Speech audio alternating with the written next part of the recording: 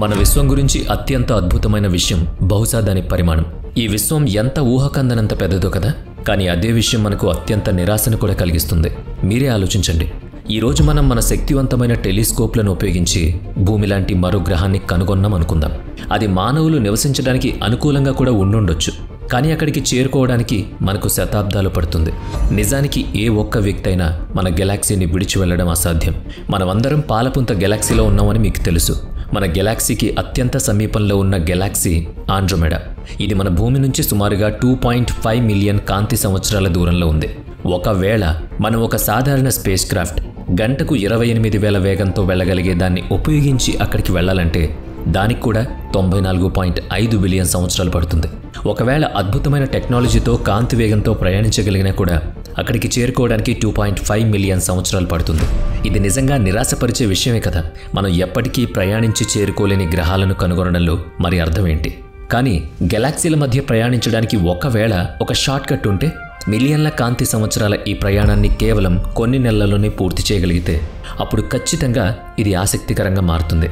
ఆ షార్ట్ కట్లే వామ్ హోల్స్. 2014లో వచ్చిన నా ఫేవరెట్ స్పేస్ ఫిలిం ఇంటర్స్టెల్లర్ గురించి ఇక్కడ చెప్పాలి. ఆ సినిమాలో కూపర్ మరియు అతని బృందం నివసించడానికి అనువైన కొత్త గ్రహాలను వెతుకుతూ భూమిని విడిచి వెళ్తారు. వాళ్ళు తమ గెలాక్సీ నుంచి మరో గెలాక్సీకి ఒక వామ్ హోల్ ద్వారా కేవలం కొన్ని నిమిషాల్లోనే ప్రయాణిస్తారు. సినిమా ప్రకారం ఈ వామ్ హోల్ను శనిగ్రహం కక్ష దగ్గర కనుగొన్నారు. కానీ ఇక్కడ అత్యంత శక్తివంతమైన విషయం ఏంటంటే ఈ వామ్ హోల్స్ అనే కాన్సెప్ట్ కేవలం సైన్స్ ఫిక్షన్ కాదు, ఇది నిజంగా సైన్స్ ఆధారంగా రూపొందించబడింది. అసలు వామ్ హోల్స్ అంటే ఏంటి, మనం వాటిని ఎలా ఉపయోగించగలం, ఇవన్నీ అర్థం చేసుకోవడానికి మనం ఐన్స్టీన్ సాపేక్షత సిద్ధాంతం థియరీ ఆఫ్ రిలేటివిటీ వద్దకు వెళ్ళాలి. ఆల్బర్ట్ ఐన్స్టీన్ తన సాపేక్షత సిద్ధాంతాన్ని కొన్ని సమీకరణాల రూపంలో రాశారు. ఈ సమీకరణాల సమితిని ఐన్స్టీన్ ఫీల్డ్ ఈక్వేషన్స్ అని పిలుస్తారు. ఈ ఫీల్డ్ ఈక్వేషన్స్ను మొదటిసారిగా 1915 నవంబర్ 25న జర్మనీలోని బెర్లిన్లో ఐన్స్టీన్ పర్షియన్ అకాడమీ ఆఫ్ సైన్సెస్కు సమర్పించారు. వాస్తవానికి ఇందులో మొత్తం 10 వేర్వేరు నాన్ లీనియర్ పార్షియల్ డిఫరెన్షియల్ సమీకరణాలున్నాయి, కానీ సంక్షిప్తంగా వాటిని ఇలా ఒకే సమీకరణంతో కూడా సూచిస్తారు. ఈ సమీకరణం చూడ్డానికి చాలా క్లిష్టంగా ఉంటుంది, కాబట్టి మనం గణిత వివరాల్లోకి వెళ్లాల్సిన అవసరం లేదు. స్థూలంగా చెప్పాలంటే పదార్థం మరియు శక్తి, స్పేస్ టైం వీటన్నిటి యొక్క వంపును ఎలా ప్రభావితం చేస్తాయో ఈ సమీకరణాలు మనకు వివరిస్తాయి. ఆల్బర్ట్ ఐన్స్టీన్ దీన్ని ఊహించుకోవడానికి ఒక ఉదాహరణ చెప్పారు. ఒక పెద్ద వల ఉంది అనుకోండి, దానిపై మీరు బరువైన వస్తువులను ఉంచినప్పుడు అది ఆ బరువుకు కిందకు వంగుతుంది. అదేవిధంగా గ్రహాలు మరియు నక్షత్రాలు వంటి భారీ వస్తువుల బరువు వల్ల స్పేస్ టైం అనే వల కూడా వంగిపోతుంది. ఒక గ్రహం లేదా నక్షత్రం యొక్క గురుత్వాకర్షణ శక్తి ఎంత ఎక్కువగా ఉంటే దాని చుట్టూ ఉన్న స్పేస్ టైం వల అంత ఎక్కువగా వంగుతుంది. ఆసక్తికరమైన విషయం ఏంటంటే ఆల్బర్ట్ ఐన్స్టీన్ కూడా తన ఫీల్డ్ ఈక్వేషన్ను పూర్తిగా స్వయంగా పరిష్కరించలేకపోయారు. ఆయన కేవలం ఒక ఉజ్జాయింపున పరిష్కారాన్ని మాత్రమే కనుగొన్నారు. ఈ ఫీల్డ్ ఈక్వేషన్ను 1916లో మొదటిసారిగా ఖచ్చితంగా పరిష్కరించిన వ్యక్తి ఎవరైనా ఉన్నారంటే అతను కార్ల్ స్క్వార్ట్జైల్డ్. కార్ల్ యొక్క ఈ పరిష్కారమే సింగులారిటీ అనే భావనను అర్థం చేసుకోవడానికి శాస్త్రవేత్తలకు సహాయపడింది. ఒకవేళ ద్రవ్యరాశి అనంతమైన సాంద్రతను పొందుంటే దాని చుట్టూ ఉన్న స్పేస్ టైం ఎంత గట్టిగా వంగిపోతుందంటే ఆ ప్రాంతం మిగతా విశ్వం నుంచి పూర్తిగా వేరుపడిపోతుంది. అంటే పించ్ ఆఫ్ అన్నమాట. దీని ఆధారంగా శాస్త్రవేత్తలు బ్లాక్ హోల్ ఉనికిని సిద్ధాంతపరంగా నిరూపించగలిగారు. ఇది దాదాపు 100 సంవత్సరాల క్రితమే జరిగింది. కానీ దశాబ్దాల తర్వాత 2019లో మొదటిసారిగా శాస్త్రవేత్తలు ఒక బ్లాక్ హోల్ను ఫోటో తీయగలిగారు. సో నేను చెప్పొచ్చేది ఏంటంటే ఈ ఫీల్డ్ ఈక్వేషన్ యొక్క పరిష్కారం బ్లాక్ హోల్స్ అని తేలింది. అయితే అసలు విషయం ఏంటంటే ఇదే సమీకరణాలకు మరో పరిష్కారం కూడా ఉంది, అదే వామ్ హోల్స్. ఒకే సమీకరణానికి 2 వేర్వేరు పరిష్కారాలు ఎలా వస్తాయని మీరు ఆశ్చర్యపోవచ్చు. మీ పాఠశాల రోజుల్లో చదువుకున్న క్వాడ్రాటిక్ ఈక్వేషన్ను గుర్తు చేసుకోండి. ఒక సాధారణ సమీకరణానికి కూడా 2 పరిష్కారాలుంటాయి. ఉదాహరణకు x=2 మరియు x=3. ఐన్స్టీన్ ఫీల్డ్ ఈక్వేషన్స్ వీటికంటే ఎన్నో రెట్లు సంక్లిష్టమైంది, కాబట్టి వాటికి కూడా ఒకటి కంటే ఎక్కువ పరిష్కారాలు ఉండడంలో ఆశ్చర్యం లేదు. నిజానికి ఐన్స్టీన్ సమీకరణాలకు చాలా పరిష్కారాలు ఉండొచ్చు. వామ్ హోల్ అనేది అలాంటి ఒక పరిష్కారం. దీని శాస్త్రీయ నామం ఐన్స్టీన్ రోసెల్ బ్రిడ్జ్. ఆల్బర్ట్ ఐన్స్టీన్ మరియు అతని సహాయకుడు నాథన్ రోసెల్ కలిసి 1935లో ఈ పరిష్కారాన్ని కనుగొన్నారు. అందుకే దీనికి ఆ పేరు వచ్చింది. వామ్ హోల్స్ను అర్థం చేసుకోవడం చాలా సులభం. ప్రాథమికంగా ఇది స్పేస్ టైంలోని 2 వేర్వేరు ప్రదేశాలను కలిపే ఒక షార్ట్ కట్ మార్గం. మీకు సులభంగా అర్థం కావడానికి ముందుగా 2Dలో వివరిస్తాను. ఈ కాగితాన్ని చూడండి. దీనిపై A మరియు B అనే 2 పాయింట్లున్నాయి. మీరు పాయింట్ ఏ నుంచి పాయింట్ బికి అతి తక్కువ దూరంలో వెళ్ళాలంటే ఏ మార్గాన్ని ఎంచుకుంటారు? ఖచ్చితంగా ఏ బీలను కలిపే ఈ సరళ రేఖనే కదా. 2Dలో ఎంతకంటే చిన్న మార్గం ఉండదు. కానీ మనం ఈ 2D కాగితాన్ని 3Dలో ఇలా వంచితే కొత్త మార్గాలు కనిపిస్తాయి. నేను ఏ బీలను ఇలా వంచాను. ఇప్పుడు ఈ రెండిటి మధ్య దూరం కేవలం కొన్ని మిల్లీమీటర్లు మాత్రమే ఉంది. ఇప్పుడు నేను ఒక పెన్తో ఈ రెండిటి మధ్య ఒక మార్గాన్ని సృష్టించగలను. ఇది ఏ నుంచి బికి వెళ్ళడానికి ఒక షార్ట్ కట్ మార్గాన్ని సృష్టించింది. ఇది పాత సరళ రేఖ మార్గం కంటే చాలా చాలా చిన్నది. వామ్ హోల్స్ కూడా మన 3D ప్రపంచంలో ఇదే పనిచేస్తాయి. పాలపుంత గెలాక్సీ నుంచి ఆండ్రోమెడా గెలాక్సీకి వెళ్ళడానికి అతి చిన్న మార్గం 2.5 మిలియన్ కాంతి సంవత్సరాలు అని మనం అనుకుంటాం. కానీ మన 3D ప్రపంచాన్ని 4వ డైమెన్షన్స్లో వంచగలిగితే అంతకంటే చాలా చిన్నదైన ఒక పెద్ద షార్ట్ కట్ మార్గం లభించే అవకాశం ఉంది. మనం 3D జీవులం కాబట్టి 4వ డైమెన్షన్ను ఊహించుకోవడం చాలా కష్టం. దీన్ని అర్థం చేసుకోవడానికి మరో ఉదాహరణ చూద్దాం. ఇది ప్రపంచపటం. మీరు విమానంలో ఢిల్లీ నుంచి న్యూయార్క్ వెళ్ళాలనుకుంటే అతి చిన్న మార్గం ఏది? మీరు ఢిల్లీ నుంచి న్యూయార్క్ నేరుగా ఒక సరళ రేఖను ఊహించుకోవచ్చు. ఆ విమానం ఆఫ్రికా మీదుగా వెళుతున్నట్లు కనిపిస్తుంది. కానీ వాస్తవానికి అది అతి చిన్న మార్గం కాదు. నిజానికి అతి చిన్న మార్గం ఫిన్లాండ్, స్వీడన్, ఐస్లాండ్ మరియు గ్రీన్లాండ్ మీదుగా వెళుతుంది. 2D మ్యాప్లో చూస్తే ఇది చాలా పొడవైన మార్గంగా అనిపిస్తుంది. కానీ దీన్ని 3D గ్లోబ్పై చూపించినప్పుడు ఇదే అతి చిన్న మరియు స్పష్టమైన మార్గం అని మనకు అర్థమవుతుంది. 1957లో శాస్త్రవేత్త జాన్ వీలర్ ఐన్స్టీన్ రోసెల్ బ్రిడ్జ్పై ఒక పత్రం ప్రచురించారు. ఆయన ఒక యాపిల్ మరియు దాన్ని తింటున్న ఒక పురుగుతో దీన్ని పోల్చారు. ఆ పురుగు యాపిల్ ఉపరితలంపై పాకుతూ వెళ్ళడానికి బదులుగా మధ్యలో నుంచి తొలుచుకుంటూ వెళితే అది చాలా తక్కువ దూరం ప్రయాణిస్తుంది. ఈ విధంగా అది స్పేస్ టైంలో ఒక షార్ట్ కట్ తీసుకుంది. దీనికే వీలర్ వామ్ హోల్ అని పేరు పెట్టారు. అంతేకాకుండా ఈ పదం పుట్టుకకు ఇదే కారణం కూడా. మీరు ఇంటర్నెట్లో వామ్ హోల్ అని వెతికినప్పుడు నేను కాగితంతో చేసిన ప్రయోగం లాంటి చిత్రాలు ఎక్కువగా కనిపిస్తాయి. విపరీతమైన గురుత్వాకర్షణ శక్తి వల్ల స్పేస్ టైం వల్ల ఎంతగా వంగిపోతుందో అది తనపై తానే మడతపడి ఒక గెలాక్సీ నుంచి మరొక గెలాక్సీకి షార్ట్ కట్ను ఏర్పరుస్తుంది. కానీ ఈ విజువలైజేషన్స్ అన్నీ కూడా 2Dలో చూపించే ప్రయత్నాలే. నేను చెప్పినట్లు వామ్ హోల్ అనేది 3D నుంచి 4Dకి సంబంధించిన విషయం. కాబట్టి నిజంగా వామ్ హోల్ ఉనికిలో ఉంటే అది ఒక రంధ్రంలా కాకుండా ఒక గోళంలా కనిపిస్తుంది. అందుకే ఇంటర్స్టెల్లర్ సినిమాలో చూపించిన వామ్ హోల్ చాలా వాస్తవికంగా చిత్రీకరించబడింది. మీరు ఆ గోళం లోపలికి వెళుతున్నప్పుడు మీ చుట్టూ ఉన్నవన్నీ వంగినట్లుగా కనిపిస్తాయి. మీరు వెనక్కి తిరిగి చూస్తే భూమి మీ నుంచి దూరంగా వెళ్ళిపోతూ అంతా ఒక వృత్తాకార ఆకారంలో కనిపిస్తుంది.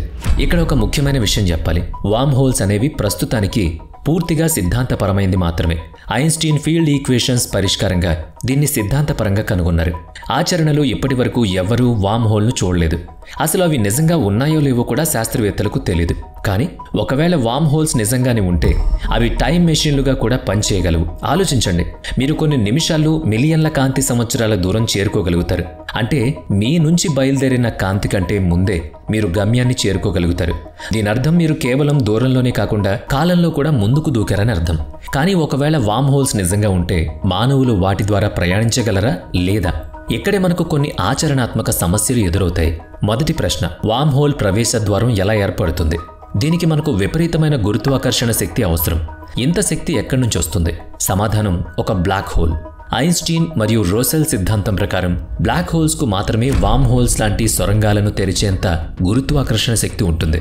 ప్రతిదీ బ్లాక్ హోల్ వైపు ఆకర్షించబడుతుంది కాబట్టి వస్తువులు ఈ వామ్ హోల్లో సొరంగం ద్వారా ప్రయాణిస్తాయి.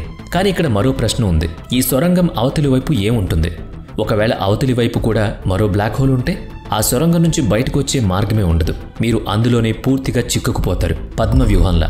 అప్పుడు ఇది ఒక ప్రదేశం నుంచి మరొక ప్రదేశానికి వెళ్లే సొరంగాలా కాకుండా ఒక ఉచ్చులా మారుతుంది. కాబట్టి అవతలి వైపు బ్లాక్ హోల్కు పూర్తి వ్యతిరేకంగా ఏదైనా ఉండాలి. బ్లాక్ హోల్ అంత శక్తివంతమైంది, దానికి వ్యతిరేకంగా పనిచేసేది ఏది?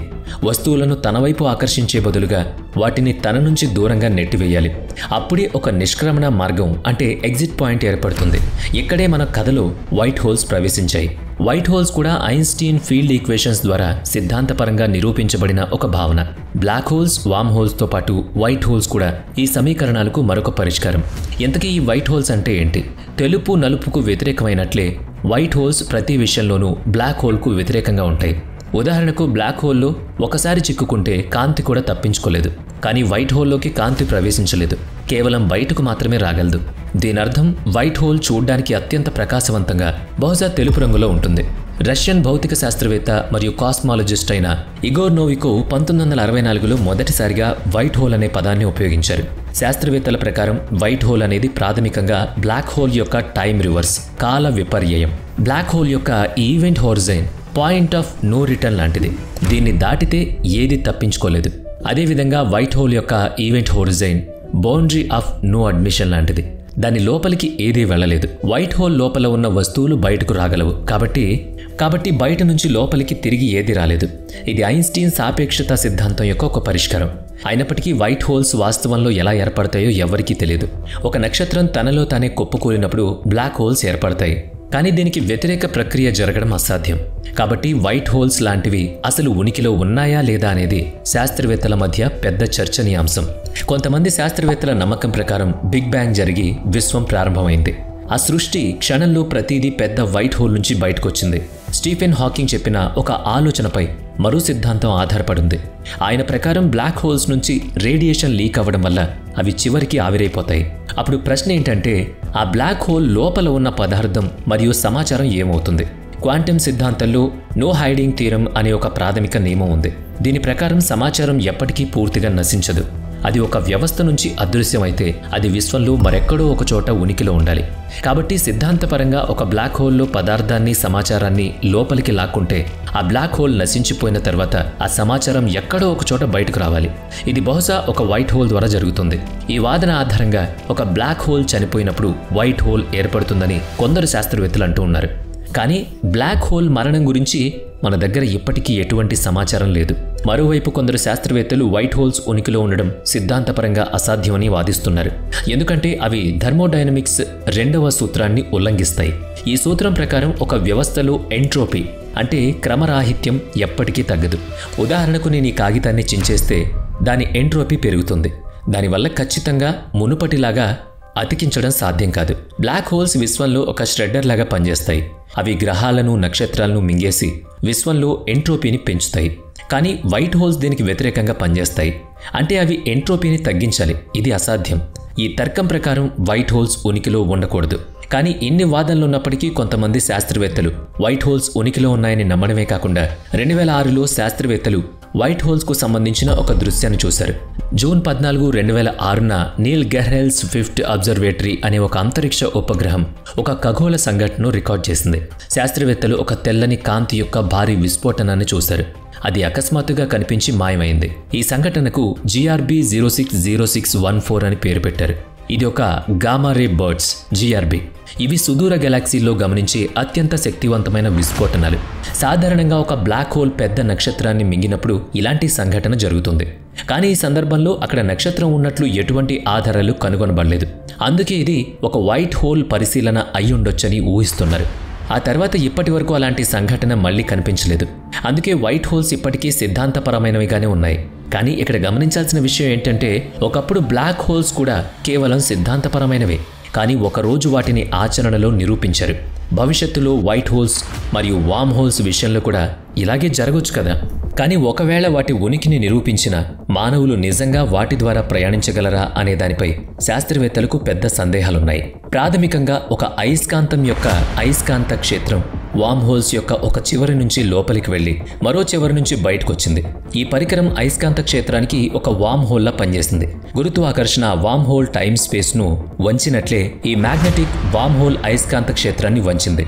దీన్ని అధిక ఉష్ణోగ్రత సూపర్ కండక్టింగ్ మెటీరియల్తో తయారు చేస్తారు. ఈ మ్యాగ్నెటిక్ వామ్ హోల్ను హెట్రియం, బేరియం, కాపర్ ఆక్సైడ్ అనే అధిక ఉష్ణోగ్రత సూపర్ కండక్టింగ్ మెటీరియల్తో తయారు చేశారు. ఈ ప్రయోగం చేయడానికి దాన్ని ద్రవ నత్రజని ఉన్న పాత్రలో ఉంచారు. చివరిగా ఒకవేళ భవిష్యత్తులో వామ్ హోల్స్ ఉనికిని నిరూపించకపోయినా మనం కాంతి కంటే వేగంగా ప్రయాణించడానికి ఇతర మార్గాల్ని కనుగొనలేమని దీని అర్థం కాదు. సిద్ధాంతపరంగా కాంతి కంటే వేగంగా ప్రయాణించడానికి మరికొన్ని పరిష్కారాలు ప్రతిపాదించబడ్డాయి. అందులో ఒకటి ఆల్కుబియరే డైవ్. దీన్ని 1994లో సైద్ధాంతిక భౌతిక శాస్త్రవేత్త మిగ్యూల్ ఆల్క్యుబియరే ప్రతిపాదించారు. దీని ప్రకారం ఒక అంతరిక్ష నౌక కాంతి కంటే వేగంగా ప్రయాణించగలదు.